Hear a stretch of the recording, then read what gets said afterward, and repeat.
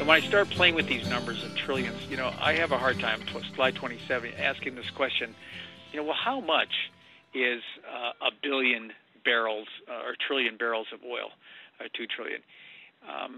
If I had it all in front of me, standing in front of me, and I could just look at it, what would it look like? Would it fill the Indian Ocean? Would it fill the Mediterranean Sea? Well, the only body of water I'm familiar with is the Great Lakes system. So I decided, well, I'm going to find out how much water is in the Great Lakes system. So how do you find that out?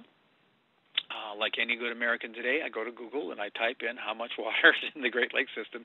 Literally, that's exactly how I did it. It took me 7 seconds. And the reason it took me 7 seconds is because I'm a slow typer. And I get a number. All right? Look at the next slide.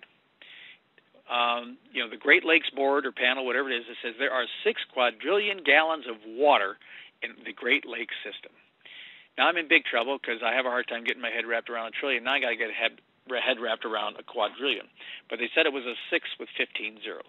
So I write that down. Then I divide it by 42, which is the number of gallons of oil in a barrel. This is to get the barrel conversion. And I come up with 143 trillion barrels of water in the Great Lakes system. How many trillion barrels of oil is there on the planet? 2.7. If you look at the next slide, all the oil on the planet would not even fill Green Bay.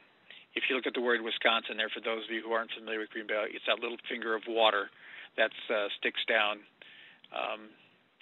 by the letter N there.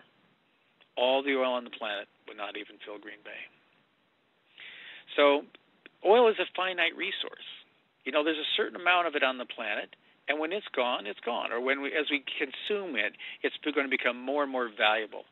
And it is the same with coal. It is the same with natural gas.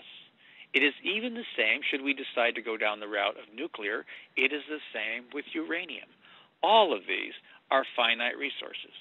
And with world populations increasing and with the consumption that we do, and the demand for these sources is increasing, all of these will all reach a peak. Will we see it in our generation? Who knows? But who cares? It'll happen in somebody's generation.